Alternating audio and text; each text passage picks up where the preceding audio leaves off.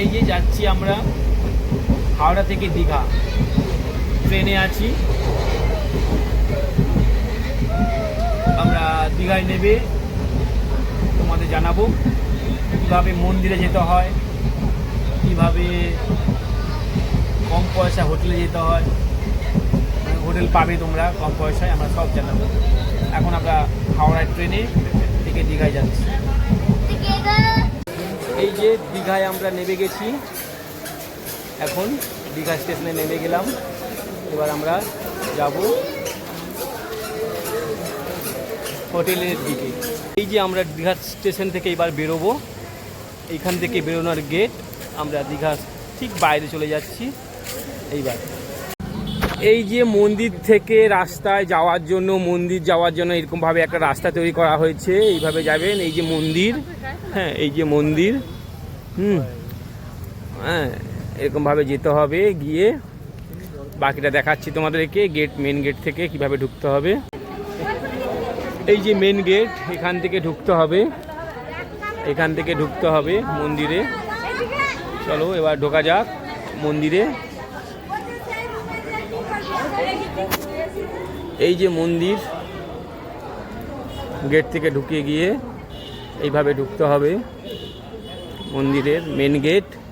তোমরা যেভাবে আসো না কেন, ট্রেন বা বাসে, তোমরা যদি বাসে করে আসো তাহলে মন্দিরের সামনে থেকেই নামতে পারবে। আর যদি ট্রেনে করে আসো তাহলে তোমরা কিন্তু ট্রেন থেকে নেবেই 1 থেকে 2 মিনিটের রাস্তা হাঁটা পথ। টোটোওয়ালার কথা শুনবে না, তোমরা হেঁটেই চলে আসতে পারবে, 1 মিনিটের রাস্তা। ওকে, ও আমরা মন্দিরের ভিতরে গিয়ে দেখাচ্ছি বাকিটা। এই যে মন্দিরের বিভিন্ন রকম স্তম্ভ দেখতে পাচ্ছ।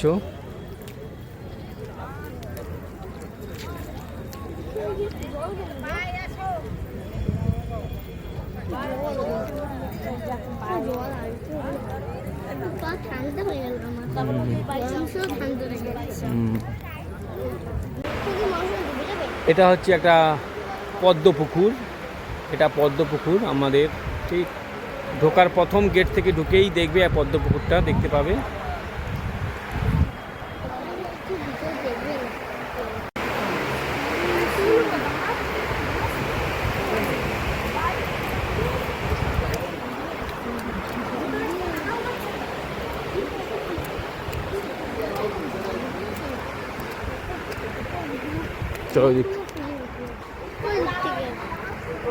পুরো মন্দির চত্বরটা আপনাদের দেখাচ্ছি।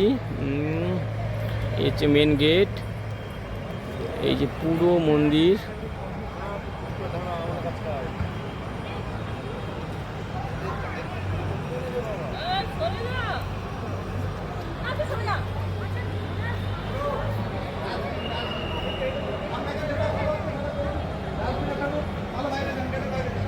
বেলা ছবি তুলছিলাম, এখন বাজে 6টা।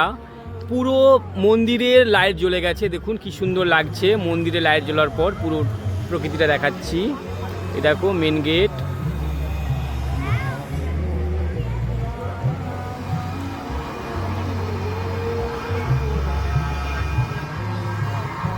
পুরো লাইট জ্বলার পর একটা আলাদা প্রকৃতি তৈরি হয়েছে, তোমাদের দেখালাম।